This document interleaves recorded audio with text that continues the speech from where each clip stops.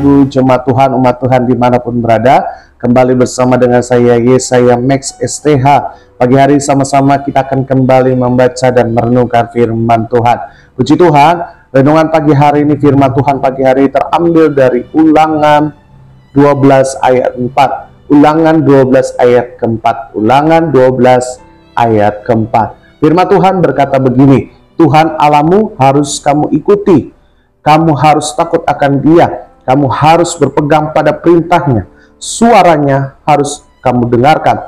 Kepadanya harus kamu berbakti dan berpaut. Puji nama Tuhan Yesus, berbahagialah setiap kita yang bukan hanya cakap membaca firman Tuhan, tapi merenungkan dan juga menjadi pelaku firman Tuhan. Renungan pagi hari ini, firman Tuhan pagi hari mengingatkan kepada setiap kita sebagai anak-anak Tuhan, sebagai hamba-hamba Tuhan, bahwa kita harus hidup takut akan Tuhan.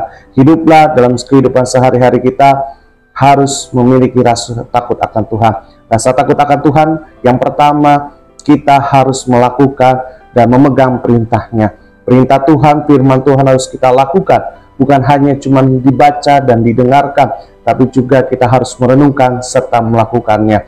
Yang kedua, takut akan Tuhan berbicara mendengarkan suaranya. Artinya di sini kita berbicara ketaatan kepada Tuhan. Oleh sebab itu Bapak Ibu jemaat Tuhan, hiduplah juga ketika kita dalam takut akan Tuhan, itu juga berbicara takut akan Tuhan. Ketika Tuhan perintahkan A, maka lakukanlah A. Ketika Tuhan perintahkan B, maka lakukan B. Karena kenapa? Semuanya itu mendatangkan kebaikan buat setiap kita. Dan ketika kita juga hidup takut akan Tuhan, kita harus berbakti dan harus berpaut kepadanya. Oleh sebab itu Bapak Ibu jemaat Tuhan, dimanapun Bapak Ibu pagi hari ini berada, melangkah, beraktivitas, saya sebagai hamba Tuhan mengingatkan kepada setiap kita, mari hiduplah takut akan Tuhan. Hidup takut akan Tuhan adalah hidup yang melakukan firman Tuhan.